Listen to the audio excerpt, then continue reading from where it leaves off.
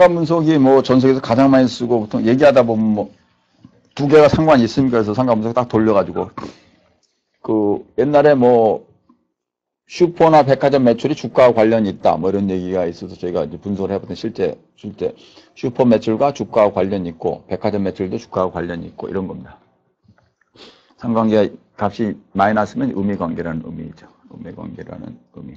관계가 일단 있어야죠. 방향도 중요한 겁니다. 마이너스인지 플러스인지. 양위관계, 음위관계는 이제 방향이 다른 거. 한쪽이 올라가고 한쪽이 떨어지는 거. 그러니까 관계 분석이 이제 두 가지인데 방향이 어떻게 되냐. 올라가냐 줄어드냐 이런 것도 있고 주식을 할 때 보면 오른쪽이냐 왼쪽이냐 뭐 올라갈 때 내려가냐 이것도 중요한 문제가 되죠. 그 다음에 강도.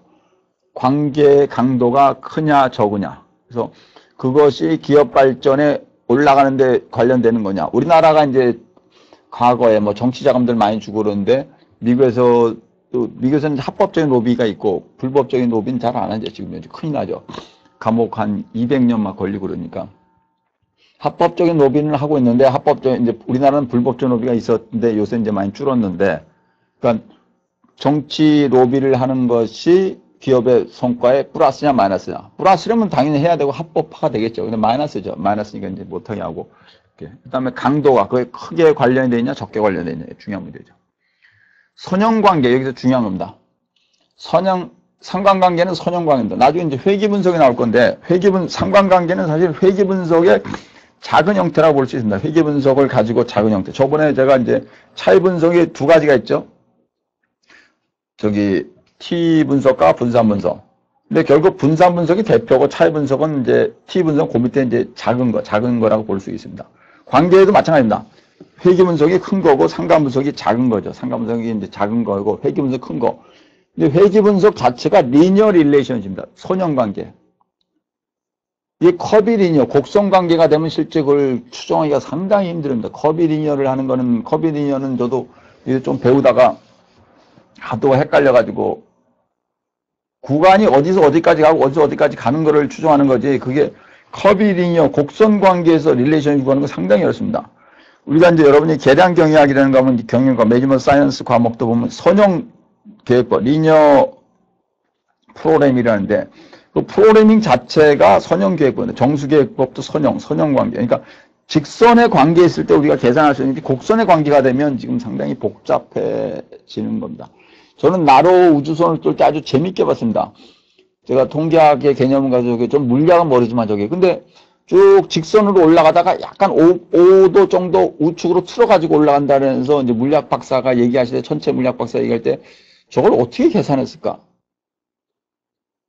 그리고 우주선이 가면서 저절로 조종도 하고 상당히 인간 머리라는 게 발전을 많이 한 걸 느꼈죠. 리니어 릴레이션십이 기본적입니다. 리니어 릴레이션. 그러니까 커비 리니어가 되면 사실 복잡해집니다.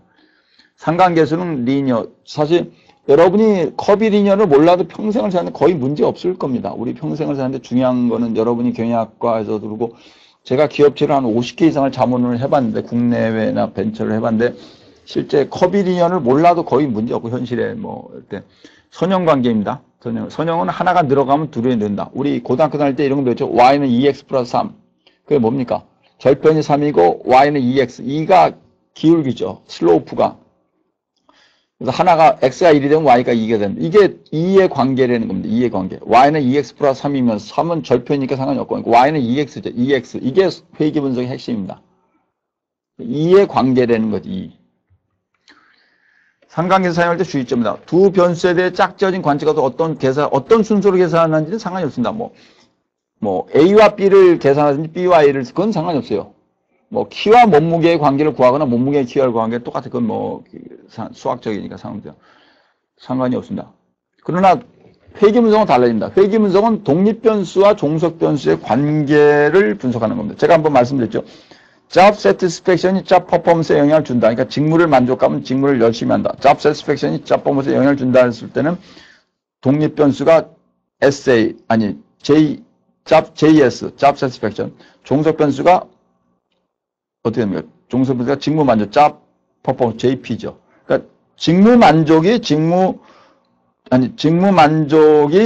성과에 영향을 준다 할 때는 독립변수가 job satisfaction이고 종속변수가 직무 성과가 되는데 이게 해보니까 거꾸로 나올 수도 있다면, 거꾸로. 그러니까 예를 들어서, 내가 하는 일을 좋아해가지고 열심히 했는지, 열심히 하다 보니까 좋아했는지 일 수도 있죠.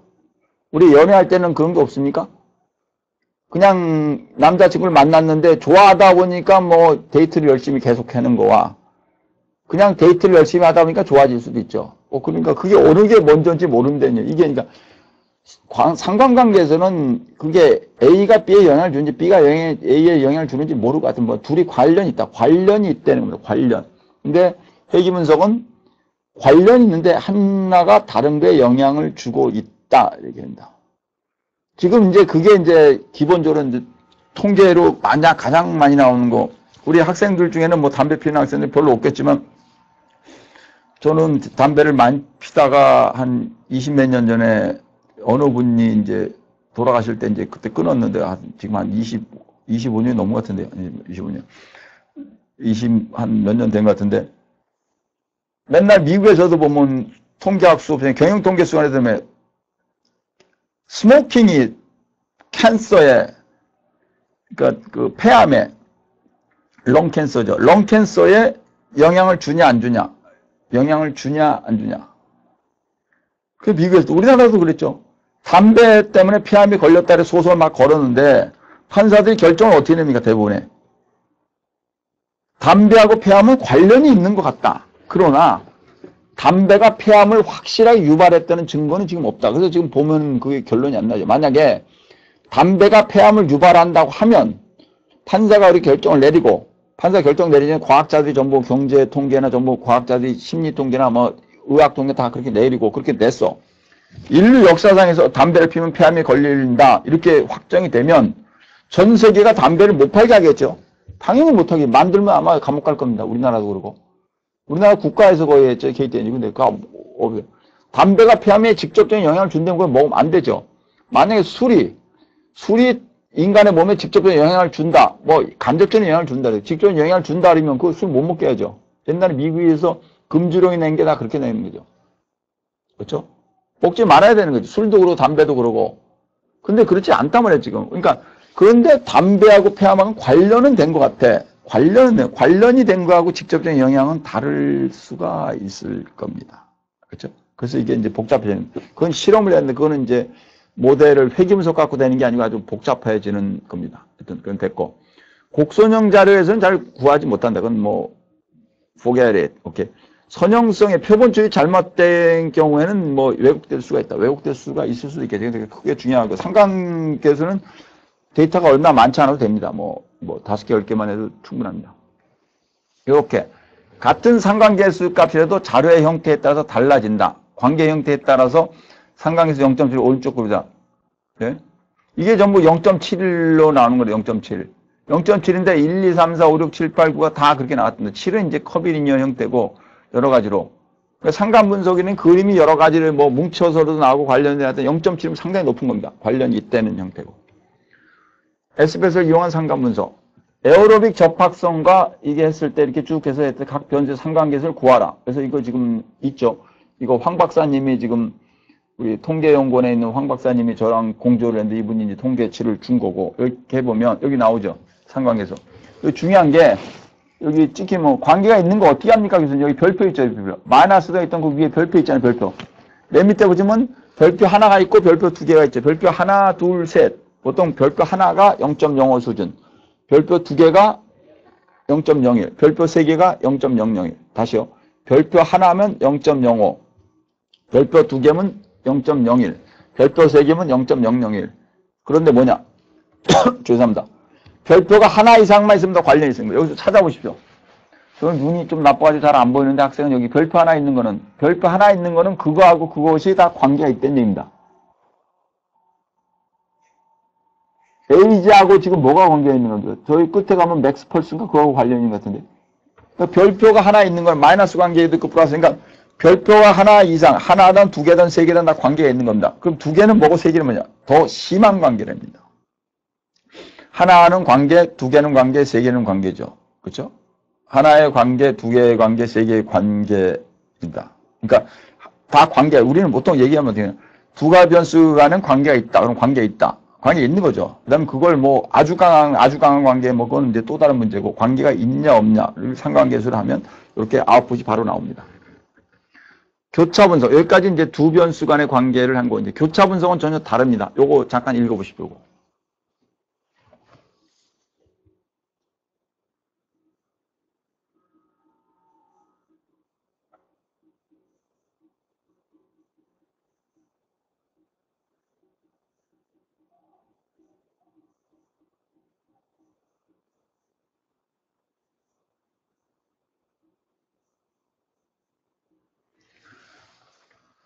교차 분석은 명목적도나 서열적도.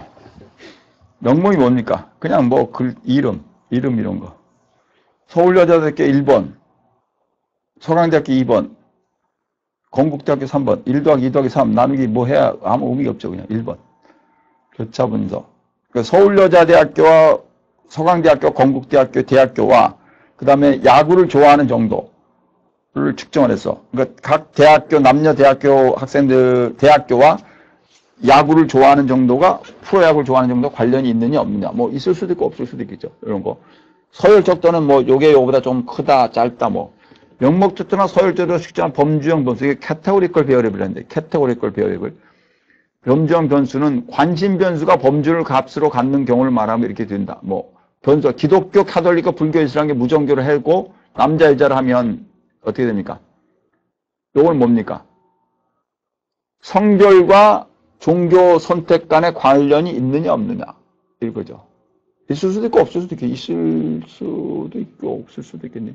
교회 가면 여성이 더 많은 것 같던데. 뭐 기독교, 카톨릭교, 불교, 이슬람교, 무종교와 성별과 뭐 갈 수 있다. 기업체도 뭐 석유업종, 자동차업종, 화학업종과 그다음 남녀의 비율이 맞나 차이가 없냐. 그러니까 업종과 성별 간의 관계가 있느냐 없냐. 뭐 있을 수도 있고 뭐 생산 공장에는 아무래도 이제 남성들이 좀 많으니까 로봇도 있고 그다음에 서비스 쪽에는 여성이 더 많겠죠. 뭐 그렇게 돼요. 두 변수, 범주형 변수의 연관성을 보기 위해서 크로스 태블레이션 원래 크로스 탭이라고 미국 가면 크로스 탭 그래요. Did you do, hey, Mr. Dan, did you do cross tab? Yes. cross tab evaluation unless? Yes. 프리퀀시에 관한 통계량을 가지고서 동질성과 독립성인 검정. 그리고 이걸 계산하면 카이스퀘어 값이 나옵니다. 카이스퀘어 밸류. 카이스퀘어라는 게 이제 명목적도와 관찰된 것과 예측단의 차이를 나누는 건데, 그 수업 시간에 말씀드린 카이스퀘어 밸류가 나옵니다. 카이라는 게 이게 저 옛날 그리기인가 히브리인가 어디서 묻죠. 카이스퀘어. 나는 맨 처음에 읽을 줄 몰라가지고 CHI. 교수가 카이스퀘어를 what do you say? 그랬더니 카이스퀘어를 카이스퀘어를 그래서 카이스퀘어 가지고 카이스퀘어 밸류 가지고 계산을 하는 거죠. 이게 degree of goodness of fit이죠. 적합하냐, 딱 맞느냐, 틀리느냐를 보는 겁니다. 이게 어떻게 하냐면 더 쉽게 말씀드려보세요. 기독교, 내가 지금 이렇게 해봅시다. 우리나라에 기독교하고 난기독교 있다. 그래서 기독교를 믿는 사람이 20%야. 그냥 기독교가 아닌 걸 믿는 사람이 80%야. 그러니까 100명 뽑았는데 기독교 20명, 비기독교 80명. 여성 50명, 남성 50명 뽑았어요. 100명이죠. 기독교 20명 뽑고 남녀를 뽑았어요. 그러면 기독교에서 여자가 몇 명이 나와야 됩니까? 기독교 20명이고 남자 50명, 여자 50명이니까 어떻게 돼요? 10명이 여자, 10명이 남자. 그냥 비기독교도 40명이 남자, 10명이 여자. 그러니까 기독교 여자가 10명, 기독교 남자가 10명, 비기독교 여자가 40명, 비기독교 남자가 40명. 이렇게 나와야 되는데 10, 40. 봤더니 기독교 여자가 17명, 기독교 남자가 3명, 비기독교 여자가 예서 23명. 그 다음에 비기독교 남자가 예를 들어서 무슨 왕창 나와 몇 명이야? 59명. 이렇게 나오면 기독교는 여자가 많으니까 비기독교는 남자가 많다. 이렇게 되는 거지, 결론이. 그 얘기를 하는 겁니다. 지금 보세요, 잘 봐요. 기독교가 20명, 비기독교가 80명, 20대 80. 우리가 여자가 50명, 남자 50명이에요. 그럼 기독교 중에 여자는 10명, 기독교 중에 남자는 10명, 그 다음 비기독교 중에 여자는 40명, 비기독교 중에 남자는 40명. 이렇게 20, 10, 40, 40이 나와야 되는데 이게 어느 쪽으로 몰리면 그쪽이 관련이 높은 거죠. 그쪽이 관련이 높다는 얘기죠. 그 얘기죠. 네? 우리 서울여자학교 수업을 듣는데 어느 부자학 수업에 뭐 옛날에 한 300명씩 듣고 요새 한 200명 듣는데 200명 듣는데 보니까 저학년이 왕창이야. 그러면 아 부자학 수업은 저학년이 많이 듣는다. 다른 교양 수업은 고학년이 많아. 그럼 고학년이 많이 듣는다. 이렇게 되는 거죠. 그게 이제 그걸 가지고 크로스텝이 어느 쪽으로 몰리면 이제 되는 거죠. 동기성이 갑자기 하나의 특성에서 그렇게 해서 몰려가지고 범주형에서 요거는 좀 읽어보십시오. 요거.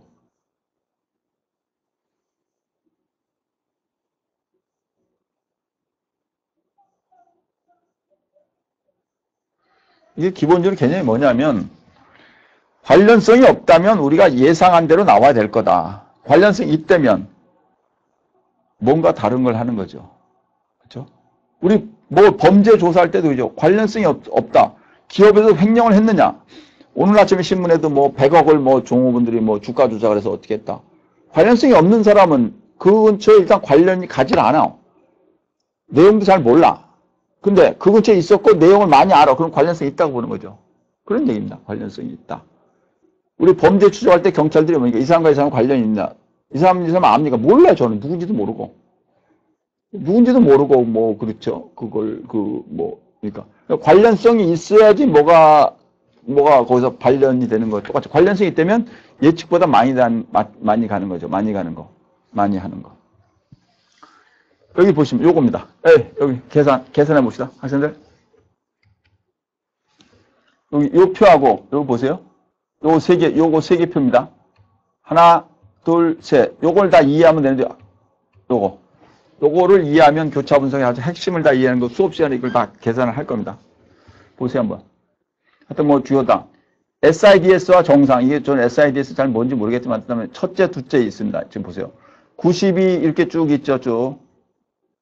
그렇죠? 그럼 제가 이제 하나 불러보드릴게요. SIDS고 첫째는 92명이 나왔어. 근데 실질적으로는 거기 몇 명이 나와야 되는가? 원래는. 제가 값을 하나 계산할게요. 밑에 있는 293. 잘 들으세요. 293 곱하기 718 나누기 1608 하면 뭐 이게 80인지 90인지 뭐 100인지 그 정도 될 거야. 293 곱하기 718 나누기 1608하고 92 근처로 가. 이게 92하고 차이가 많이 난다면 거기에 관계가 있는 거죠. 예를 들어서 293 곱하기 718 나누기 1608이 딱 92랑 비슷하게 나왔어. 그럼 첫째면서 SIDS가 그대로 나온 건데 이게 예서 한 70으로 나왔어. 그럼 적게 나온 거고 110으로 나오면 많이 나온 거고 관련이 있는 거죠. 두 번째, 첫째면서 정상인 게 626이 나왔는데 거기는 계산을 어떻게 해? 1315 1315 곱하기 718 나누기 1608을 내요. 그 값이 626과 비슷하다면 뭐 관계가 별로 없는 거예요. 그거는. 근데 626과 차이가 많이 나. 그러면 첫째가 정상이 아니거나 뭐 어쩌고 적게 나오거나 마찬가지입니다. 거기 SIDS이면서 둘째 이상은 어떻게 해요? 201이죠. 거기에는 계산이 어떻게 하면 예측값은 실제치가 201이 나왔는데 예측치는 뭡니까? 293 곱하기 890 나누기 1608 293 곱하기 890 나누기 1608 하면 201 그 옆에 나온 거. 그 다음에 거기에 둘째 이상의 정상은 689가 나왔는데 1315 곱하기 890 나누기 1608에서 거기다 써. 그래서 그 두 개의 차이를 보는 겁니다. 거기 여기 보시면 여기 있죠.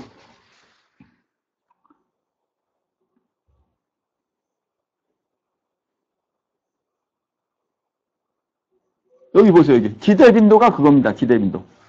여기 SIDS에서 둘째 이상의 기대빈도가 162.2인가 보네. 그 둘째 이상이 뭐야?